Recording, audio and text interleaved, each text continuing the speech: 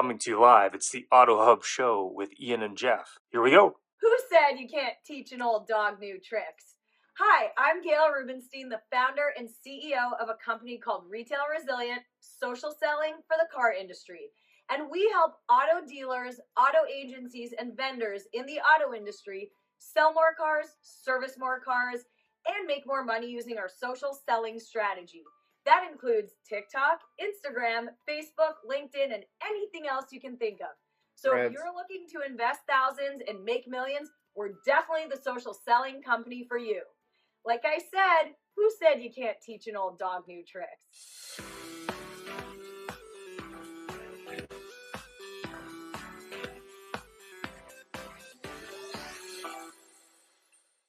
I was at Larry Feldman's seminar. So happy I came, having such a good time. Thank you so much, Larry. One of the best trainers in this area for sure. I don't know about anywhere else, but as far as I know, he's the best. So, told you twice. Take advantage. Thank you for having me here. I'm at Larry Feldman's seminar, and what I found is that what he's really good at doing with his knowledge and with his training, he's not filling a bucket, he's lighting a fire.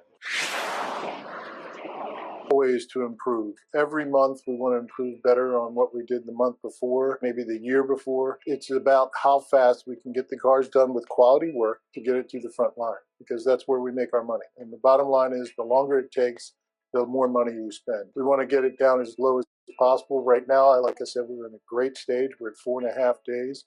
In recon, we want to know how quickly we can get the cars out of the recon process and to the front line. The average days in recon and then the time to line are the most important things that we look for. I'm Mike Burrell. I'm Service Director at JM Lexus.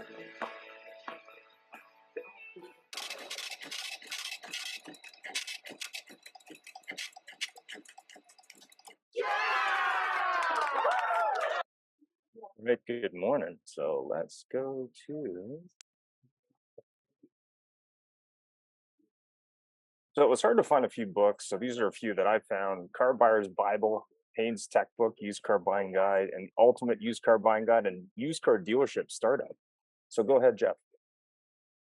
Good morning, everybody. Well, considering Larry Feldman has not joined us today, we don't even need the disclosure. So let's just move on. Actually, that's not true.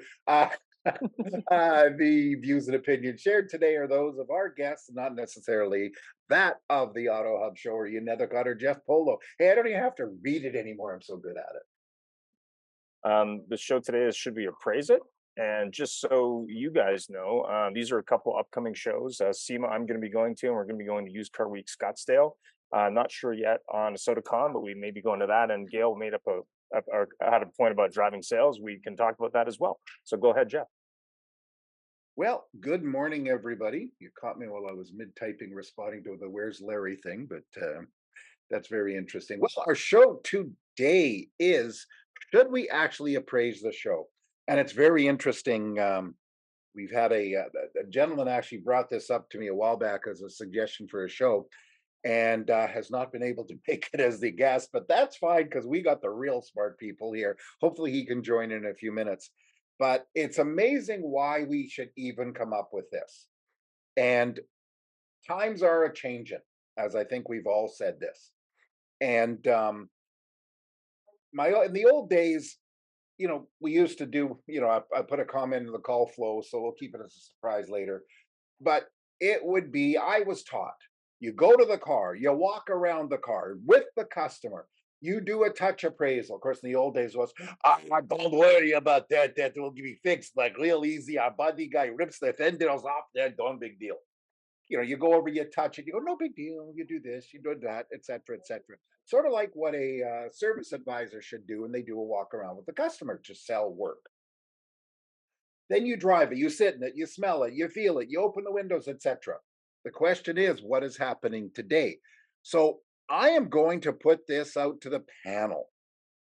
And, it's very funny. Many people here who, what's the matter, John? Did I say something wrong? You went, oh, my chopped liver. But I would like everybody who's on today, because many of these faces that we have here are regular and you have a little bit of a name. just very quickly as you answer this, just say who you are quickly, what your relationship is to us, which is very dear and loved, of course. But here is, the first question. Um, Give me your answer to this question. It is, I just said, why should we be talking about this? This is car business 101. Why is this even a topic? And let's go to Peter Smith, because Peter has no opinion. He's generally not controversial, and he's a polite version of Larry. Peter, you're on mute. Damn laptops. You can't see them. They're so tiny. That's only because I'm a Canadian version of Larry, so we have to play nice and say sorry a lot. So You're ugly. Sorry. we call it how it is, but we say sorry afterwards. Too often in this business, we do window appraisals. We walk over to the window, look out at the car, and say, "Hey, that's a 2015 Chevy Impala. It's how many miles are on it? Oh, okay, it's worth $8,000." And we don't even walk up to it. We don't do anything. What that does is it opens up the dealerships to extreme liability. Like it's awful. And I can go back to the previous show that we were on where we were talking about funny stories in the car business. And this one relates to an appraisal. Now, I was working at a BMW dealership and a customer brought in a E36 BMW, four-door, 328, black on tan, beautiful car. We appraised it, walked around it, did everything. He handed us a ownership for that car. We didn't match the ownership to the VIN number. We did the deal.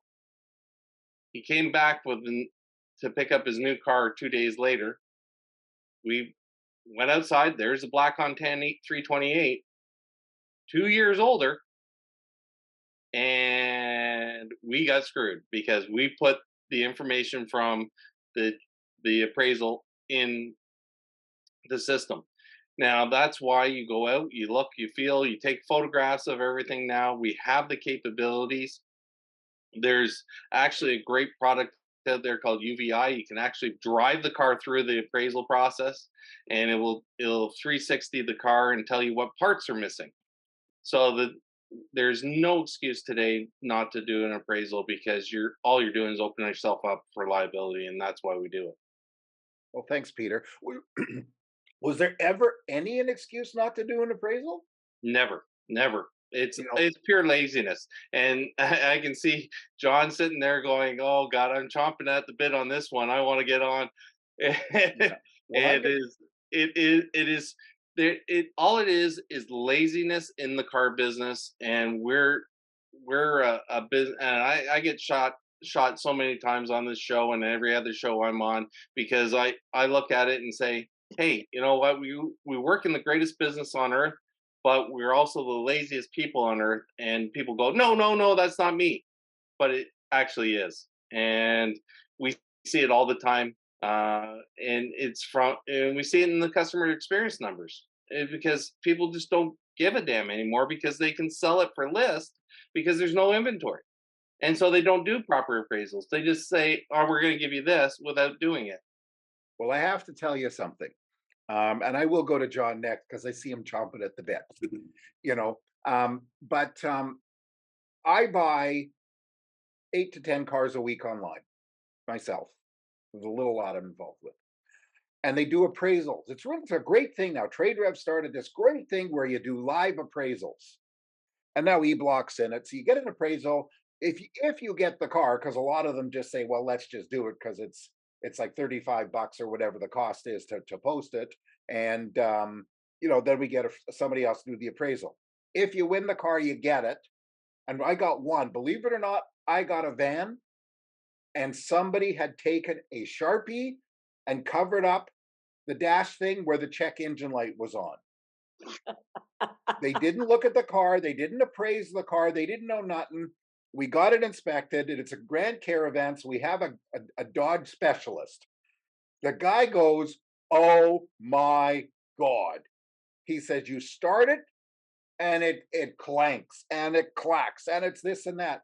And then he sends us a picture. Look at this. We went back to the dealer and the dealer goes, no, it's fine. Turns out after we made a fuss, we went to arbitration and they said it's as is. I says, they're lying. Well, they weren't. They swear they weren't. But the bottom line is nobody looked at the car. And it cost us, it cost them, it cost mostly time. We're at $120 for transport or something like that. But it's crazy. So John, Mr. John Latka, I'm going to go for you for your dulcet tones, of course. You thought I forgot that. And your opinion. And what is your topic? Oh, I did forget how you referred to my, dulcet tones. When it comes to appraisal, it's really shocking at times how the so-called process goes at some dealerships.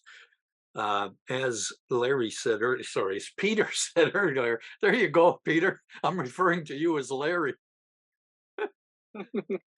As Peter said earlier, it's just laziness for the most part. The other is, I'm sure, a lack of knowledge.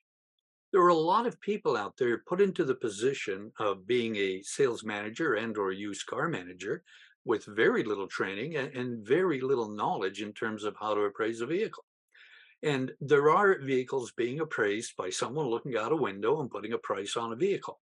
Now, how credible do you look to that customer when all you've done is look out a window and pick a price out of somewhere and give them a value for their vehicle? It just doesn't make sense. And certainly, there's a lot of people now at dealerships relying on online appraisals and losing business because I've witnessed a circumstance where a customer comes in on a Friday afternoon, manager's afraid to put a price on the vehicle, says we're going to put it on the auction, goes on the auction, but the customer doesn't hear back from them until the following Tuesday, where the customer says, thanks, but I bought a car on Saturday. Because I someone was. actually appraised the vehicle. Yeah, I actually looked at buying a car last year, and I'm still waiting for an appraisal after visiting the dealership twice. The number was a secret, even though on the website it said you can get an easy appraisal number. And one of my favorite stories of a used car manager appraising a vehicle, someone pulled up in a truck, and it had a 4x4 sticker on both sides. So he appraised it as a 4x4, when in reality, it was a rear-wheel drive truck. He never got in the truck. He just looked at it and assumed based on the decals.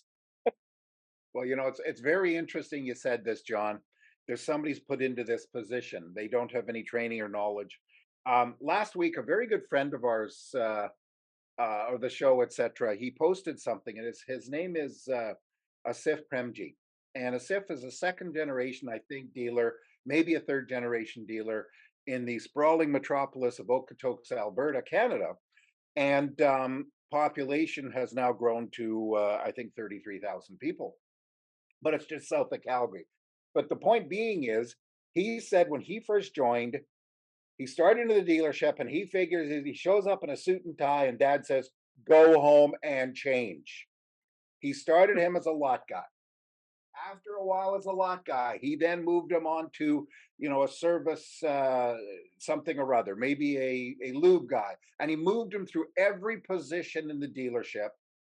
And he posted the fact that to this day, he has an appreciation. Everything I've ever heard about him is he's a real good guy and his people are taken care of. He's got long-term employees because he does understand what it's like. And he understands when somebody goes and throws you keys and a list and says sell cars. So if that person learned to sell cars that way, how do they learn to manage? So next, I'm going to ask Gail for her opinion on this, because you know something, she never, ever, ever gets around opinionated car dealers. And she actually has a background fully in many, many positions in the dealership, but also with V Auto, who is the one way, Peter, that they can guarantee they don't get that 2001 as a 1999. Gail, what's your opinion? What thinking about this?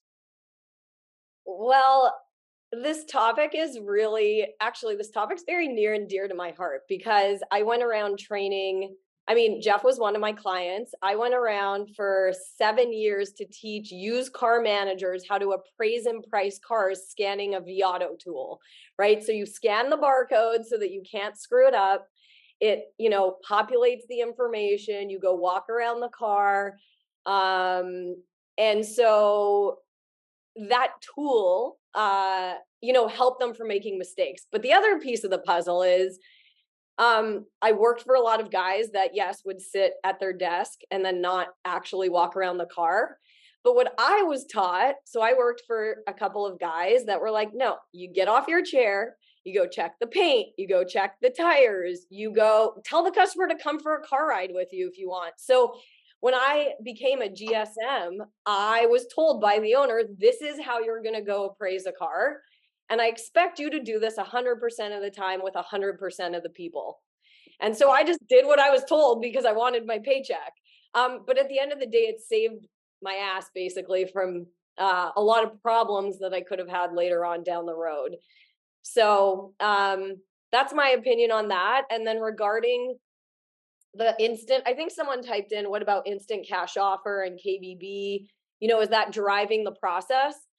Well, it is driving the process, but the used car manager still has to validate the information. So if you're a lazy used car manager and you're like, well, KBB said it's worth this, I'm going to give them this, and you can't walk outside to validate the trade info with the customer or go to their house to validate the info, I agree with everyone. You're just being lazy. You do actually have to validate the process.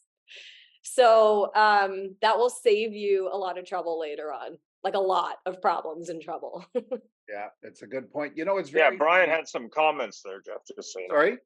Yeah, Brian Brian had some typed comments in some really interesting comments about is the process of the management driven by KBB, ICO, and Vroom and Carvana, which it is, but the dealership has to do their validation due diligence, which is what we used to teach them at Viato. Like, yeah, you could take the instant cash offer and pay the customer that, but you still need to go look at the car. It's going to be sitting on your lot. What are you going to do with it? Are you going to wholesale it? Are you going to retail it? Like, what are you doing with this thing? Well, it's a very interesting. We live in very interesting times. And Brian, I'm actually going to call on you just for your opinion on this, if you're there, and tell me what you think. I do not see you though, Brian. Well, yeah. So I just typed in there. I mean, what we found, and most of my experience was primarily within Ford and Lincoln dealers for about 7 years when we were rolling out digital retailing. What we did with the KBB Instant Cash Offer was we used it as a third party validation tool, because it basically gave the used car manager, whoever was providing the appraisal, kind of a backstop. If ultimately they did an ICO and did a walk around with a customer, and KBB could beat their offer, well then let the car go, and you've already done the validation. You send it on its way to the KBB auction. If you could beat it by 250, $500, the customer was happy.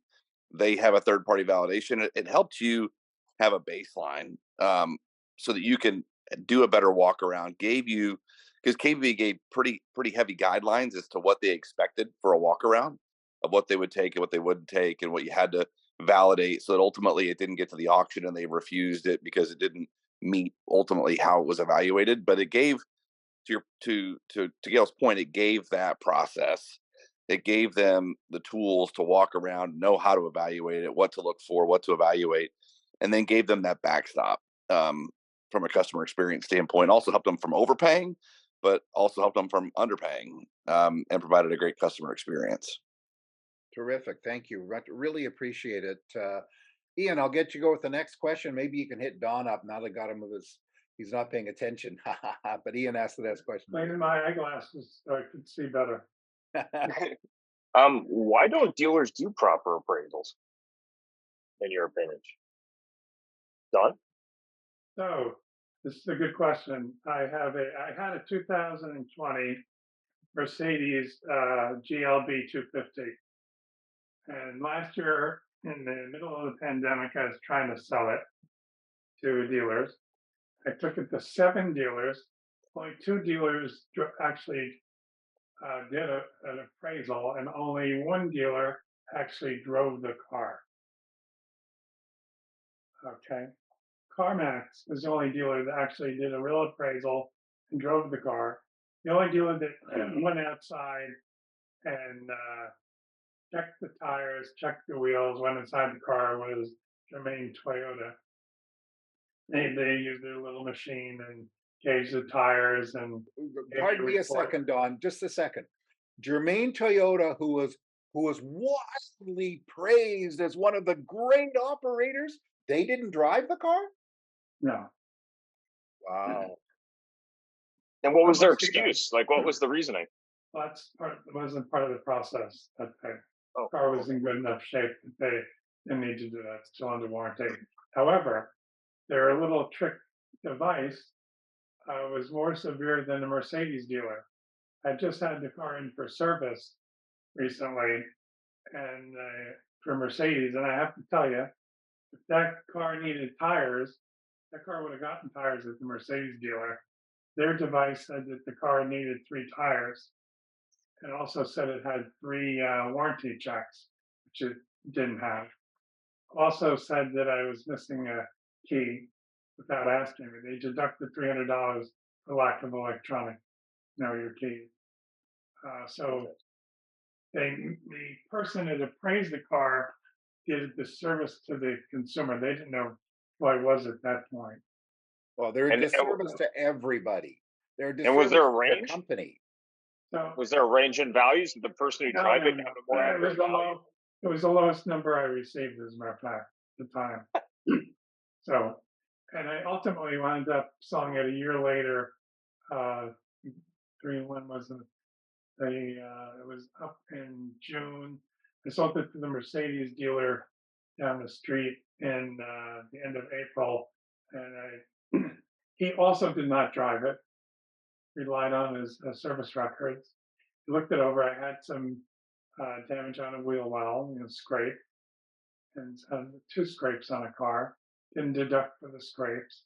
He gave me $2,000 more than turn in. So I turned it into him and got a $2,000 check. So let me just jump on there for a second. Again, it runs back to what I said originally: laziness. The people are making an excuse for their experience as knowledge, and they're using that knowledge excuse as a reason not to necessarily go to the car or drive it. They can say, hey, the car's got 20,000 miles on it. What do I need to drive for? It's going to drive like every other 20,000 mile car. Well, you don't know if that $20,000 mile car has a bent frame and hasn't been declared. There's all kinds of things that we just don't do. When as Don said, there's all kinds of gadgets out there. When I was getting rid of one of my Porsches, a guy came to look at it, plugged in the OBD2, and was able to tell me how many times that I took it to redline, and Wow. basically told me exactly the DNA history of my car, as in how bad it was driven. But and he how still hard didn't drive it, did he? he didn't have to. He knew everything at that point. But it's again laziness. It just comes down to jumping over steps, and we say that not just in the appraisal process. We say it in the sales process. We say it in the service advisor process. All the processes that we deal with in the dealership world, right down to social media. And Gail will say that we'll skip steps in social media all the time because we just get lazy. And the excuse that we give for our laziness is we're too busy. Well, that doesn't work either, because the digital transformation of this world has made everything that much easier. Like if Larry was on the show, he could go back with me and we'll talk about dealers searching for cars 40 years ago on microfiche. It's easier now than it ever was, and we're just skipping steps. You know, But I it's have also to the pipe in. gathering of information, like the lack of gathering information, going out with the customer in the car, looking at what's in the glove box, visually looking at the car. But go ahead, Jeff. Well, if you picture this, 20 years ago, as a Honda store, you took in a used Civic as trade and you didn't appraise it. And there's a problem. You throw it on, you sell it, nobody cares because they want the car. Right now, there's nobody suffering because of a stupid appraisal. If they screw up, they post it online. Here's the thing with the auctions.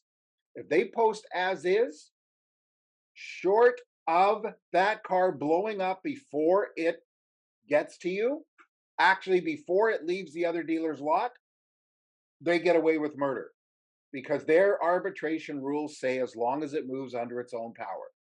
So if you have, for existence, a 2020 frame damaged Corolla and you declare it as damage over 3,000 or whatever your jurisdiction requires, that dealer will, first of all, they'll spend it. They'll look it up in the Carfax. They'll see, oh, it's had an accident, and boom, you're SOL. So you know what? In a way, nobody suffers.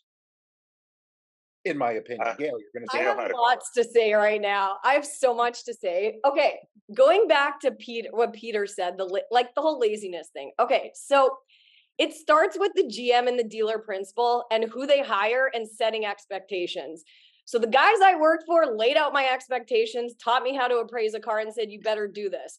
Now, how they inspected what I was doing was they would open Viato, like a GM can easily open Viato. They could look at trade ratio 1. So you already know that if your used car manager is not winning trades at like 50% in there, 40, 50%, they're missing car deals all day long.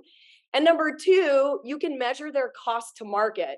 So if they're paying too much money for a car, their cost to market is going to be 90% or higher. It's not going to fall in the 80 to 90% range. So the GM and dealer principal, if they're not doing these behaviors, they need to start, or they need to go to a conference where they learn how to use the Viato tool to inspect what their managers should be doing. And then hiring or firing the person based on their performance. So Viato was unbelievably eye-opening for me because I would go into, so I was in a Mazda store when I was a GSM, and there were 22 used car managers, or like, I don't know how many used car managers. Well, I would go in their Viato, and if they weren't paying enough for trades, I would call their customers and find car deals, pay more money for the trades, and then steal the customer, basically. So like, there's so many ways you can get car deals using that tool. And the laziness, if you're an owner, you can make it go away by inspecting and setting expectations, I would say. That's what I would do if I was running a dealership. I would open up that tool and make some, sit down with the manager who's, and be like, what are you doing? Anyway, that's like Gail's 2 cents on Gail, used car operations. You keep going. It's very funny. Every show, we keep going back to one individual for everything we talk about. Who is that individual, Peter? Which one? One individual, not one name, one individual in a dealership. Oh, the owner or GM. The owner. Like, you are the leader of the pack. Set the pace. Like, it's not that hard. I'm the leader of my pack, and my employees walk into work and they know what they're expected to do. You need 25 car dealer demos. You need to close 15% of them. You need to bring in 10,000 in revenue a month. Like, if you don't tell them what's expected of them, they're going to be lazy and not work, period. And if they don't do it, whose fault is it? The stakeholder. The stakeholder is always the one that, and we go back to the book Extreme Ownership by Jocko Willink all the time, because that is the truth. The SEALs don't look at the lieutenant as being the challenge. They look at the admiral as being the challenge. And it always lines right up to that point. The stakeholder is the ultimate accountability for the dealership, and unfortunately, they don't manage accountability downstream properly. And I was talking with Christine Robertson the other day, and I think she's out of the Carolinas, and we're talking about GMs not taking phone calls, and it's like, Notorious. why are not Notorious. GMs? Why? Because there's a number of different reasons why they're not taking phone calls. Fear, they don't want to be sold, they don't want to be shown up, they don't want this, they don't want that. But in all, they're looking at the negatives. They're not looking at the positives by saying, "Hey, I can improve the process if I take this phone call." We need to. Why do we go to NADA? It's not just to go out and have drinks and meals. We go out. We go there to get information and more knowledge. Why are you not encapsulating that in your daily routines? I don't understand.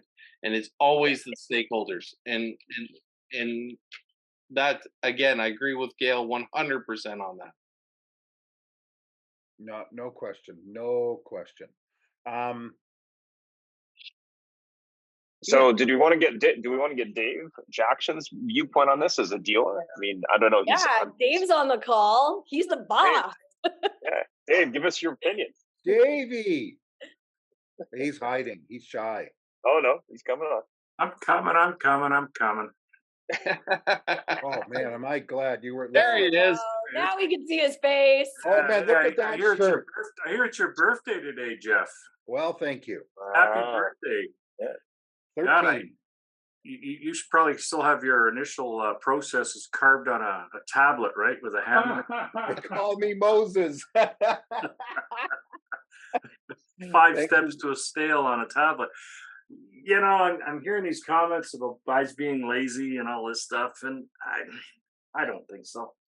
I don't think guys are lazy. I mean, I've been buying cars in an auction. I've been buying cars everywhere for ever and ever and ever. I mean, I've never driven a car in an auction and nobody else has. I've never driven a car on TradeRev and nobody else has. I mean, everybody's using TradeRev as an appraisal tool right now. You take the car, the guy comes in, you throw it on TradeRev, you get your number, and then you work with that number. I mean, you can get an appraisal live at any time, and nobody else is driving the car. Sorry? Do you run them as is or buy them as is? You put them on TradeRev as an appraisal. That's what you do with them, right? And they just bid up. So, I mean, nobody drives a car. I mean, I still drive a car, okay? But I'm just saying the process these young guys have now is totally different than the process that we in this group all grew up with. Now, Gail being the exception, but I mean, Gail, you've been around for a long time too. I mean, I met you years and years and years ago to Used Car Conference, but the process has changed a little bit, and I don't think it's laziness. I just think it's process. I think the processes have changed, and I think we have to adapt a little bit to the process. Yes, we should still drive the vehicle. I agree 100%, but I don't think that it can be classified as laziness. I really don't. No, I think it's part of the negotiating. In the one instance, they're looking for more wrong with the car because they feel it's a Mercedes and I'm going to be looking for a big number, which I was. And I think the other dealers I went to see do start with the information they're getting from MMR or whatever, and it is part of the process. Until you're ready to sign on the line, that would be the instance at which now they're going out to look at the car. I mean, I'm in Florida.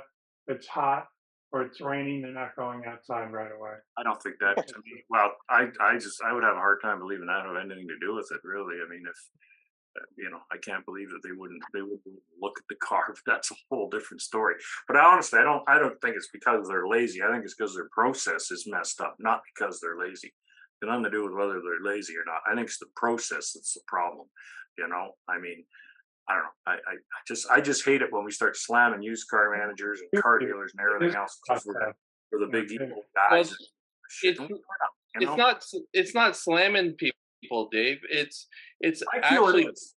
I appreciate that, but where we look at it and it you might, like I tend to say, there's the 10-80-10 rule. The 10% of the people are going to do the best job, 80% are going to do an adequate job and 10% are going to do a poor job. That's right. So why should we spend 90% of our time talking about that 10%? But Exactly. but on Like, good the for them. other I hope side, the guy the next other door side, is one of the 10. the other side of it is when customers' expectations are at an all-time high because of the cost that they're paying on cars. And the reason why I got back into this business was I actually had to go out and buy a car, and you're a Chrysler dealership, right? Yeah. So my best friend used to be an ex president of Chrysler. He ran Chrysler Financial for ages.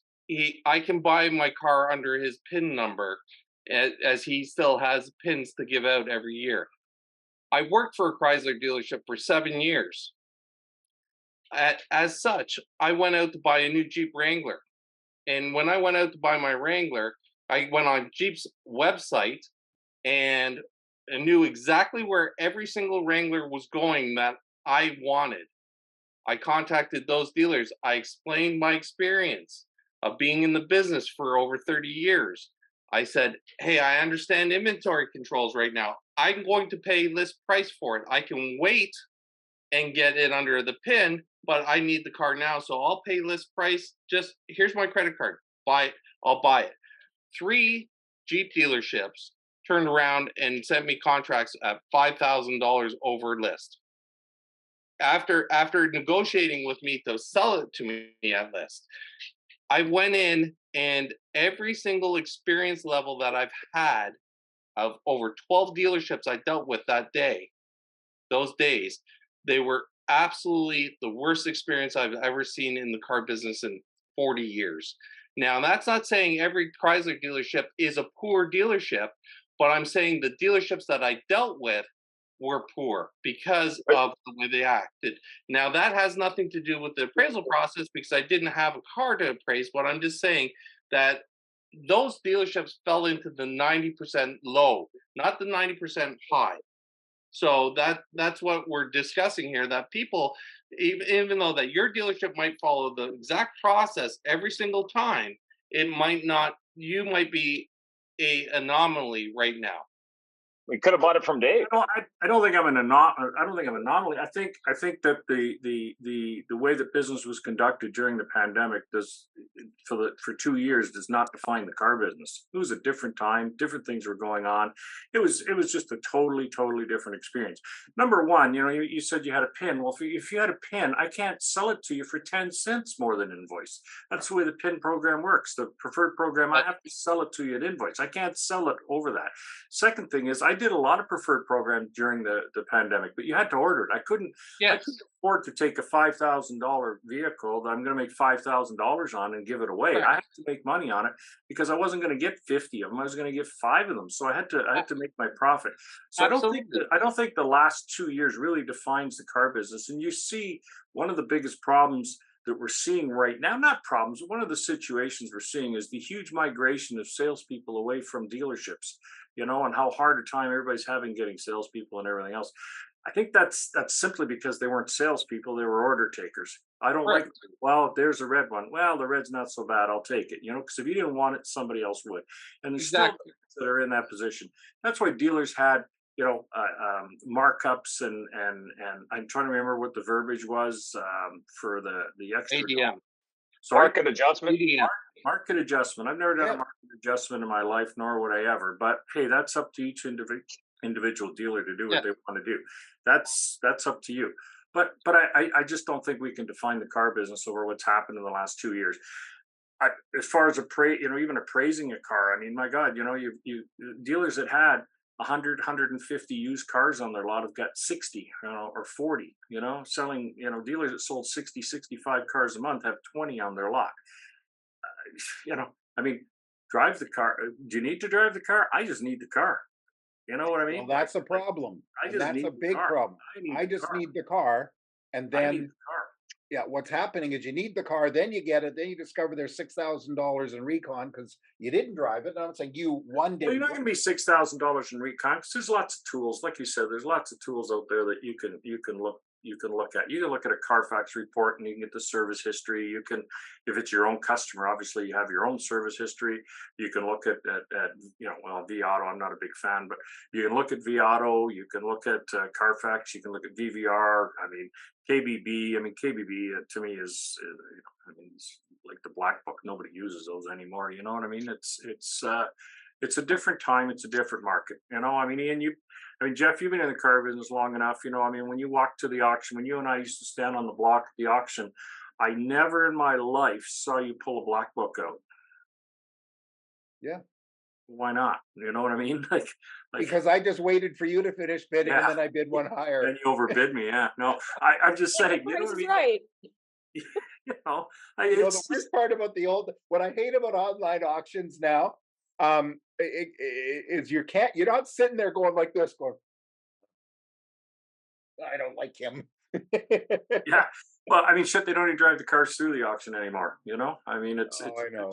So I mean, you're buying cars from a picture and driving the car is the issue. I don't think so. I think that the breakdown is not so much driving the car. I think it's the whole process. How you appraise a car, looking it up on your Auto, pulling the Carfax report, looking at your market reports, looking at what you're selling, looking at what your competitors are doing, looking what other things are advertised for or selling for in your area. Looking at all that stuff is more of a process, But I mean, the guy you walk in, you want to sell your car, and he pulls up I don't know, whatever tool you want to use, a KBB, and he looks at it and it says it's 25 grand and goes, yeah, I'll give you 23. Well, no, you're not going to deal with him anyway, right? That's being lazy. The guy that goes out, walks around the car, pulls the VIN, gets a Carfax, does all of that stuff. It's funny. I have to, before we move on to the next question, I remember in the 90s making a salesman punishing him by make him go shopping for cars, because he used to use a tricorder, if you're a Star Trek fan, to decide if the customer on the other end of the lot was a buyer or not. That reminds me of the tool that Jermaine uses there, Don. Oh, that car. Gail had a thought there, I believe. I do? Yeah. You had a comment, thought. Gail, you always have thoughts. Is it what I was messaging you before? Regards to process? Yeah. So what Dave was saying is, it's right. It's process issues. And lack of process in the dealership. And then it's like looking at, okay, well, who's responsible for that process? So why do the people not understand the old process, the new process, and then transitioning people into a new process? That's really hard. It's really hard to change behavior in a dealership for people who are accustomed to doing things one way, and then new technology comes out and you're like, by the way, I need you to change your entire process. So that was just my thoughts when Dave brought up process, because it is. But it's like Dave said, during the pandemic, nobody had to do anything to sell cars and make some money. And one thing, Dave, tell me if I'm wrong, please. As a Chrysler dealer, you weren't as bad as many of everybody else. Chrysler still kept pumping out those Ram Classics that had one computer in them, and like they were going crazy. And it still exists today, though. If you Dave, for fun, if you ever want to go see your friends at Toyota, et cetera, some Honda stores, they don't care. Jeff, I look out my window and I see my friends at Toyota, and I see my friends at Ford, and I see my friends at GM. I can count how many cars they have on their lot. Yeah. By the way, I've got to commend you, because you're one of the old guys like us. Your office looks out onto the lot and to the competition. And a lot of places, they don't. Well, a lot of their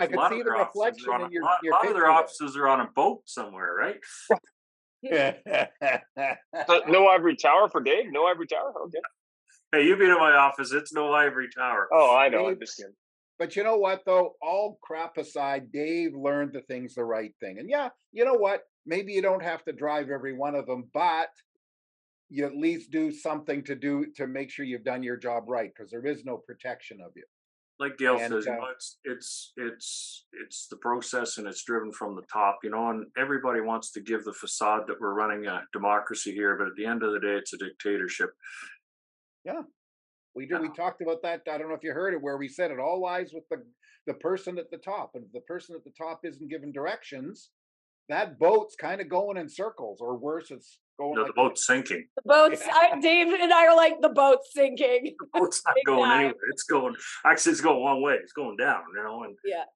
you know, I mean, yeah, well, and I do think that this whole circumstance has created a lot of very, very inept people because they've just making money. Like you say, you know, my days with Toyota, I was so impressed at how involved Toyota was, how so concerned Toyota was that the customer got a great experience, right down to things like not necessarily appraisals, because I remember back to Access Toyota, where Toyota was concerned, but the dealer didn't care because they couldn't make any more money or less on it.